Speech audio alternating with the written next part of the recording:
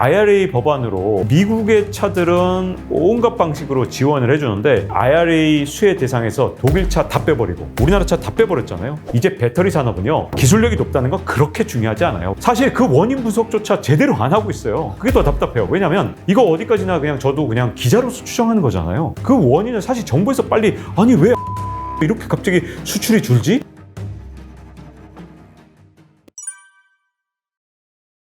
정말 우리나라 대한민국 진짜 자랑스러운 게요, 반도체 기술만 세계 최고 수준인 게 아니라 배터리도 마찬가지죠. 글로벌 배터리 시장에서 우리나라의 위상은 대단한 수준인 건 분명하고요, 기술력도 뛰어난 것도 분명히 맞는데, 그런데도 불구하고 기술만으로 결정되는 시장이라면 우리가 승리하겠지만 안타깝게도 그렇지 못한 부분이 굉장히 많습니다. 우리가 이제 중국 배터리를 굉장히 우습게 보잖아요. 우리보다는 뭐 기술력도 굉장히 떨어지고 중국 내수 시장에서 겨우 하고 있는 거 아니냐, 이렇게 생각하시는 분들이 진짜 많은데 시장의 상황이 결코 그렇지가 않습니다. 왜냐하면 중국을 제외한 글로벌 배터리 시장, 이거 진짜 중요하지 않습니까? 중국을 빼버린 겁니다. 이게 2020년만 해도 LG 에너지 솔루션이 전체 글로벌 시장에서 33%를 차지하고 있었거든요. 중국의 CATL은 고작 7%밖에 시장을 갖고 있지 않았거든요. 근데 엄청난 속도로 CATL이 우리 LG 에너지 솔루션을 추격하기 시작했습니다. 23년 1월, 2월 두 달 동안은 우리나라 LG 에너지 솔루션이 25% 시장 점유율을 갖고 있는데 CATL이 24%까지 쫓아왔어요. 그러니까 전에는 7대 33이었기 때문에 거의 5배 가까이 차이가 났는데 이제는 25대 24니까 조금만 더 지나면 역전될 판이거든요. 여러분, 이게 중국을 제외한 시장에서 이렇게 된 겁니다. 글로벌 시장에서. 이 어마어마한 추격 속도가 어디서 일어났느냐? 여러분, 미국은 IRA라는 거 했기 때문에 중국 배터리가 이렇게 파고들기가 그렇게 쉽지가 않잖아요. 이 시장 갑자기 파고든 첫 번째 이유는 유럽 시장이고, 유럽의 독삼사라고 불리는 벤츠나 폭스바겐 같은 회사들이 중국하고 엄청나게 빠른 속도로 손을 잡고 있기 때문입니다. 물론 이런 독일의 기업들은 우리나라하고도 협업을 하고 있긴 하지만 지금 중국하고의 합작 속도가 진짜 빠릅니다. 이렇게 시장 점유율 따라온 데 가장 큰 이유 중에 하나가 독일에서 CATL 공장을 지난해 12월에 하나 큰 걸 열었기 때문이거든요. 근데 이게 다가 아니고요. 지금 헝가리에 벤츠하고 CATL이 손잡고 100기가와트시 공장을 짓고 있는데 이게 27년까지 이제 완공이 되잖아요. 완벽하게. 그러면 이게 얼마나 큰 규모냐? LG 에너지 솔루션이 북미 지역에 짓고 있는 북미 최대 기가팩토리 용량이 43기가와트시예요. 그러니까 CATL이 헝가리에 짓겠다는 이 공장 규모가 진짜 얼마나 큰지 알 수 있고요. CATL뿐만 아니라 뭐 BYD라든가 중국의 배터리 기업들이 100개가 넘기 때문에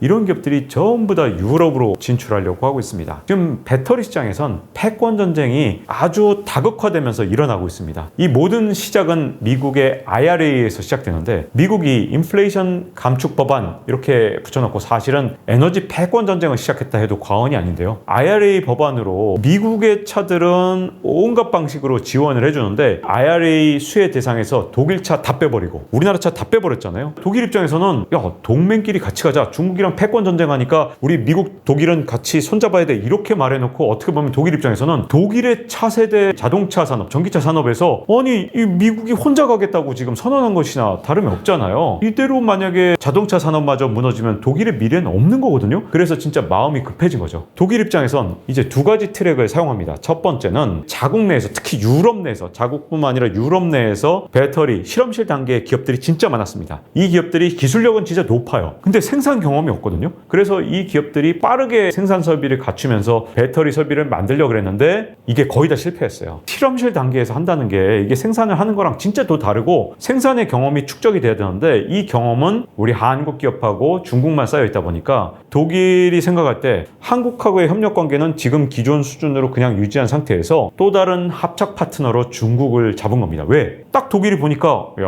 한국은 완전히 미국 편 됐네? 그러면 에너지 패권 전쟁에서 쟤는 우리 편이 아니겠다. 차라리 중국하고 손을 잡는 황당한 일이 일어나 본 겁니다. 그래서 독일 기업들이 지금까지는 한국 기업하고 협력한 게 더 많다면 앞으로 향후 나온 계획들을 보면 독일 기업들이 중국하고의 합작 속도가 진짜 빠르다는 거거든요. 여기에다가 독일 정치권하고 중국의 정치권이 엄청난 속도로 밀착하고 있는데 이제 배터리 산업은요, 기술력이 높다는 건 그렇게 중요하지 않아요. 왜냐하면 이게 국가 패권 전쟁이잖아요. 경쟁이잖아요. 일단 패권의 파트너를 잡는 게 진짜 중요한 거지, 기술력은 그 다음 부차적인 문제로 옛날에 내려온 겁니다. 여러분 혹시 기억하시는지 모르겠는데 시진핑 주석이 3년임에 성공하자마자 가장 먼저 부른 유럽 정상이 독일의 숄츠 총리였습니다. 숄츠 총리가 누구를 데려갔냐? 그런 기업인들 다 데려간 거예요. 마크롱이 화제됐기 때문에 마크롱 대통령만 여러분들이 기억하실 텐데, 숄츠 총리도 마크롱 대통령보다 넉 달이나 먼저 중국의 기업인들 싹 다 끌고 가서 중국이랑 온갖 계약을 맺었습니다. 그 다음에 배터리 협력 속도가 훨씬 더 가속도를 내고 있거든요. 그렇기 때문에 지금 우리가 배터리 산업의 미래를 만만하게 봐서는 안 됩니다. 기술력이 좋다 이것만으로 우습게 봐서는 안 되고요, 중국을. 그리고 또 하나는 미국이랑 이렇게 IRA로 중국을 내쳐주니까 우리가 앞으로 잘 나갈 거다? 중국은 미국 시장을 놓칠 걸 대비해서 유럽이랑 엄청난 속도로 밀착하고 있는 것뿐만 아니라 동남아 시장을 빠른 속도로 잠식해 들어가고 있습니다. 더군다나 동남아에서 중국 차가 먹히는 이유가, 우리나라 배터리 차는 굉장히 비싼데 중국 차는 지금 1, 2천만 원짜리 굉장히 싼 차, 굉장히 가볍고 작은 차를 통해서 이제 저가형 차들도 많이 모델을 갖고 있거든요. 그러다 보니 동남아 시장 지금 현재 접수하는 속도가 굉장히 빨라요. 우리가 미국 시장만 보면서 여기에 올인한 사이에 중국이 다른 글로벌 시장을 파고 들어가는 속도가 워낙 빠르고, 이게 각국의 정상회담을 통해서 자꾸 이 협력이 이루어지거든요. 아세안 국가들하고 중국의 협력이 강화되는 이런 모습들이 우리가 쉽게 배터리 시장을 봐서는 안 되는 이유라고 보여집니다.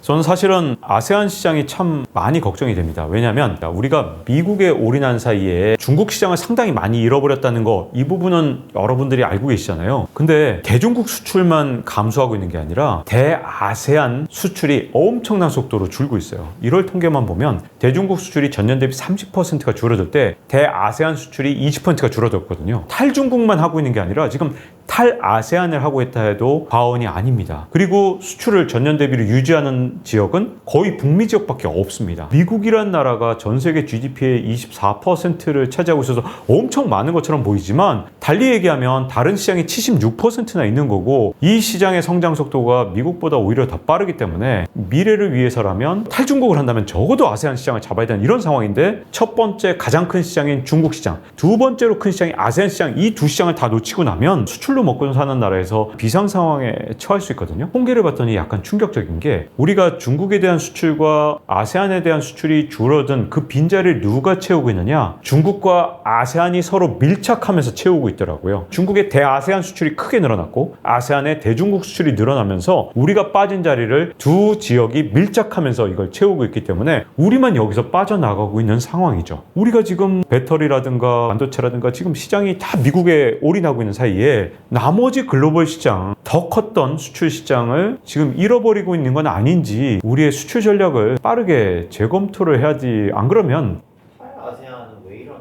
일단은 전략이 부재한 것 같아요. 전에는 이제 신남방 정책이라는 정책이 있었는데, 저는 이제 뭐 과거 정부 정책을 반드시 답습하라는 법은 없기 때문에 정책을 폐기하는 것까지는 저는 충분히 가능하다고 봅니다. 근데 문제는 신남방 정책을 폐기했다면 그 대신 그 정책을 대신할 만한 새로운 정책을 갖고 있어야 될 것 같은데, 새로운 정책이 나오지 않으니까 당연히 아세안에 대한 관심이 크게 줄어들었고요. 또 하나는 우리가 이제 투자하는 여러 가지 여력들이 있는데 그걸 전부 다 미국에다가 전부 다 올인하고 있거든요. 그러니까 온통 미국 시장만 이렇게 막 쳐다보는 거예요. 그러다 보니 아세안 시장이 완전히 소홀해진 겁니다. 그래서 그 시장을 누가 계속 잠식하느냐? 중국이 들어가는 거죠. 예를 들어서 인도네시아의 그 풍부한 니켈, CATL이 파고 들어가서 거기서 배터리 생태계 만들고 있고요. 그 상황에서 우리가 원래는 확보할 수 있었던 여러 가지 쉐어들이 자꾸 줄어드는 상황들, 사실 그 원인 분석조차 제대로 안 하고 있어요. 그게 더 답답해요. 왜냐면 이거 어디까지나 그냥 저도 그냥 기자로서 추정하는 거잖아요. 그 원인은 사실 정부에서 빨리, 아니 왜 아세안 시장에서 이렇게 갑자기 수출이 줄지? 우리가 대중국 수출이 주는 거야, 뭐 탈중국 한다고 여러 가지 정책들이 있었으니 그렇다 치고 왜 탈아세안이 되고 있는지 정부에서 아주 시급하게 대안과 미래를 모색할 정책들을 내놔야지. 처음 우리 반도체 산업에 진출했을 때 엄청난 불황이었거든요. 세계적으로 다른 기업들이 다 이렇게 축소 경영을 할 때 아주 공격적인 경영을 했고 그 과정에서 대역전을 했습니다. 그 뒤로도 경기 불황이 올 때마다 삼성 같은 그런 기업들은 놀라울 정도로 공격적인 경영을 통해서 다른 기업들을 전부 다 시장에서 퇴출시키면서 그 시장을 먹으면서 성장을 해왔거든요. 그래서 불황이 왔을 때 선도적으로 감산을 한다든가 하는 일이 없었습니다. 문제는 이제 시장이 완전히 성격이 바뀌었다는 겁니다. 반도체 시장에서 과거에는 경쟁에서 퇴출을 시킬 만한 기업들이 있었거든요. 근데 지금은 없는 겁니다. 왜냐하면 메모리 반도체 산업에서 남아있는 플레이어들이 기껏해야 삼성전자, SK하이닉스라든가 그리고 마이크론밖에 없는 이런 상황에서는 미국이 퇴출을 당할까요? 아니면 SK하이닉스가 퇴출을 당해? 이게 정말 쉽지 않거든요. 그러다 보니 삼성전자가 이 감산을 했다는 게 그냥 단순한 문제가 아니라 이제 시장의 성격이 굉장히 크게 바뀌었고 삼성도 다른 기업들의 어떤 파이를 뺏어오는 방식으로 더 큰 성장을 도모한다기보다는 시장을 지키는 전략 쪽으로 바뀌었다고 보여지고요. 물론 이제 그게 당장은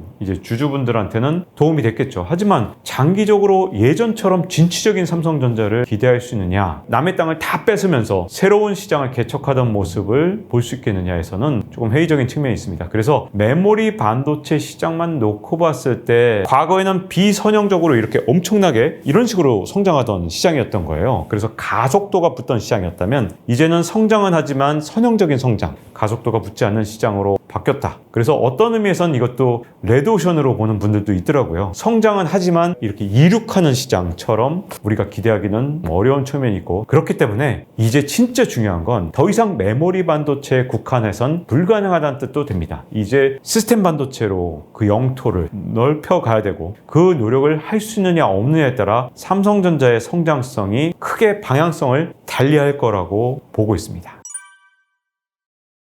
많은 분들이 이런 변동성을 보면서 아니 예전에는 평온했는데 왜 이렇게 세상이 힘들고 어지러워졌지? 이렇게 걱정하시거나 불안해하시는 분들이 되게 많거든요. 근데 사실은요, 수많은 역전과 추격은 언제 일어나는 줄 아세요? 세계 시장이 평온했을 때는 잘 역전과 추격이 일어나지 않습니다. 언제 역전과 추격이 일어나냐면 시장이 완전히 요동치면서 변동성이 커졌을 때 후발주자가 선발주자를 따라잡을 기회가 만들어지거든요. 그러니까 지금처럼 한 치 앞도 내다보지 못할 만큼 어지러운 세상일 때 두려워만 할 게 아니라 오히려 이 세상의 변화를 누구보다도 먼저 파악하고 적응해 나간다 그러면 이 머니인사이드를 보시는 모든 구독자 여러분들도 대역전의 기회를 잡을 수 있는 기회를 만들 수 있을 것이라고 보여지고요. 이 보시는 모든 분들이 역전의 기회가 만들어질 수 있기를 기원하면서 오늘 마치도록 하겠습니다. 감사합니다.